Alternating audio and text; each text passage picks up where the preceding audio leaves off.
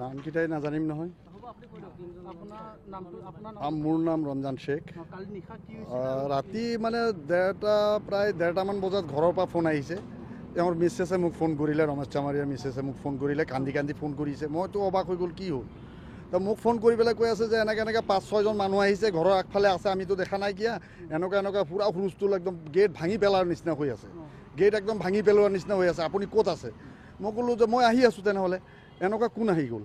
মই একদম দৌৰি আহিছোঁ, আহি পেলাইতো মোৰ সাহস হোৱা নাই পৰিস্থিতি দেখি পেলাই।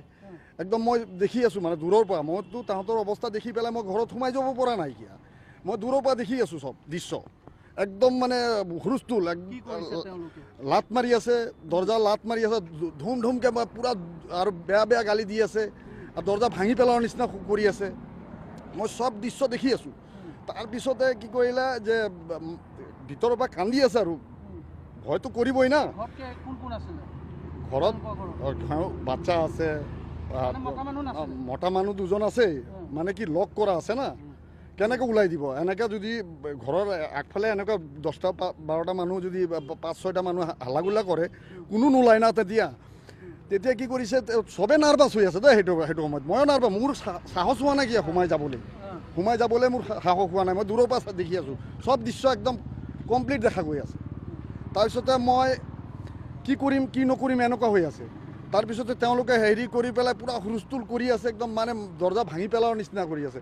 তাৰপিছতে ভিতৰৰ পৰা শব্দ আহিছে যে মাইকী মানুহ শব্দ কৰিছে যে এইজন মাইকী মানুহ ৰেপ কৰিম পাৰিলে কেলাই, আৰু ৰমেশ চামাৰীয়া আৰু বিজু চামাৰীয়াক উলিয়াই দিয়ে কেলাই, ইয়াত একদম মাৰি পেলাম, কাটি পেলাম ইয়াত। তাৰপৰাই শব্দ দূৰৰ পৰা মই শুনি আছোঁ না, যে কোনে কৈছে মানে তাৰ পৰা শব্দ ওলাইছে। তেওঁলোকে কৈ আছে দুৰ্ব্যৱহাৰ কৰি আছে, মানে বেয়া শব্দ, আৰু সেইটো ক'ব নোৱাৰি আৰু এনেকুৱা মানে ৰেপ কিবা। আমি যেতিয়া গ'লোঁ, আমি তেতিয়াতো আৰু তাত গৈ পেলাই দেখিলোঁ। তাৰপিছতে মই থানাত গ'লোঁ, থানাত গৈ অলৰেডি দেখিছোঁ তেওঁলোকে আহি পাই গ'ল। তেওঁলোকে থানাত আৰু পুলিচৰ মানুহ আছিলে 3জন আছিলে, তাহাঁতে 3জনে আছিলে, 2জন পুলিচৰ, মানে এজন CRPF হ'ব নেকি, মানে তেনেকুৱাই লাগিছে। CRPF, এজন পুলিচৰ মানুহ আছে, তেওঁ কলিয়াবৰৰ আছিলে। মিছা ৰমেশ চামাৰীয়া আৰু বিজু চামাৰীয়াৰ ঘৰ।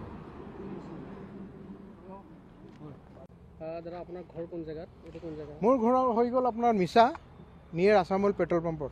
কালি কি হৈছিলে নিশা? যোৱাকালি ৰাতি প্ৰায় 1:40 3টা দুৰ্বৃত্ত আহিছে, আৰু তেওঁলোকে কি উদ্দেশ্য লৈ আহিছে সেইটো কিন্তু মই নাজানো। যিহেতুকে তেওঁ ইমান অসভ্য লেংগুৱেজ ব্যৱহাৰ কৰিছে, যিহেতুকে আপোনাৰ মিডিয়াৰ আগত মই এইটো নিজেও ক'বলৈ লাজ পাইছোঁ। আৰু এটাই কথা, ৰমেশ চামৰীয়া বিজু চামৰীয়া তললৈ আহক, কাটি দিম, মাৰি দিম, জোৰকৈ দৰ্জা পিটিছে। ভাইটিয়ে কৈ আছে, ভাই তোমালোকক কি লাগে, ৰাতিপুৱা আহিবা, আমি ৰাতিপুৱা দৰ্জা খুলিম। তেওঁলোকে কৈছে আমি আৰক্ষী বিষয়া, আমি পুলিচৰ মানুহ, ঠিক আছে তোমালোকে ৰাতিপুৱা আহিবা, এতিয়া আমি দৰ্জা নুখুলোঁ।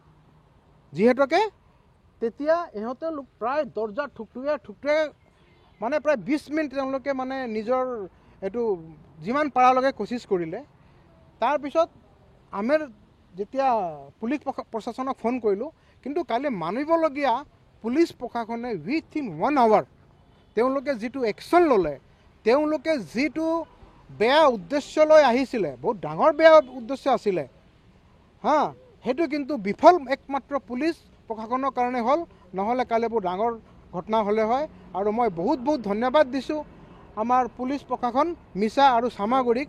তেওঁক সোনকালে লগে কৰায়ত্ব কৰিলে আৰু তেওঁলোকক এৰেষ্ট কৰি চামাগুৰিত পঠায়। একচুৱেলি মই 3জন ল'ৰা আছে, মই 3জনকে চিনি নাপাওঁ। কিন্তু এতিয়া যেতিয়া মই থানালৈ এজাহাৰ দিব যাওঁতে গম পাইছোঁ তেওঁলোকে জয়ন্তীপুৰৰ ল'ৰা হয় বুলি। কলিয়াবৰ জয়ন্তীপুৰৰ ল'ৰা এৰেষ্ট কৰিছে। মই চেহেৰাই চিনি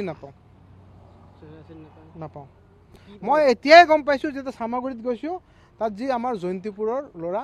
মোক নিজকে বেয়া লাগিছে, যিহেতু আমাৰ গাঁৱৰ ল'ৰা, আৰু ইমান বেয়া উদ্দেশ্য, ইমান অশ্লীল ভাষাত যিটো ব্যৱহাৰ, মানে দৰ্জা যদি ভাঙি দিয়া হ'লে আমাৰ ঘৰত আৰু কি হ'লে হয়, এইটোতো আমি নিজেও মানে বুজিব পৰা নাই। আপোনাৰ নামটো কি? ৰমেশ চামাৰিয়া। কি হৈছিল আপোনাৰ ঘৰত কালি? কালি মই মোৰ বন্ধু আৰু মোৰ ভতিজা আৰু মোৰ এই খুৰখালি আমি বাবাধাম যাবৰ কাৰণে ওলাইছোঁ গাড়ী লৈ পেলাই। এই শিলিগুৰি নোপোৱাৰ আগতে প্ৰায় 1:50 ৱাইফৰ ফোন আহিছে। ৱাইফৰ ফোনত কান্দি আছে, কান্দি কান্দি কৈছে যে কোন আহিছে, দৰ্জা ভাঙিব লৈছে, আপোনাক বিচাৰি আছে, আপোনাক মাৰি পেলাব, আমাক মাৰি পেলাব বুলি কৈছে, দৰ্জা খোলক নহ'লে মাৰি পেলাম বুলি কৈছে। মই কৈছোঁ কোন হয়, কোন কৈছে চাদ্দাম কৈ আছে। তো মইতো শ্বকড হৈ গ'লোঁ। তো সিটো চাদ্দাম, মোৰ ঘৰত কি আহিলে ৰাতি এই সময়ত? তো মই কি কৰিলোঁ, লগে লগে গাড়ী ৰখাইছোঁ। গাড়ী ৰখাই পেলাই মই চামগুৰি OC ছাৰক ফোন কৰিছোঁ। OC ছাৰে ফোন কৰিছোঁ, লগে লগে উঠাইছে। কিন্তু মই ঘটনাখিনি ক'লোঁ।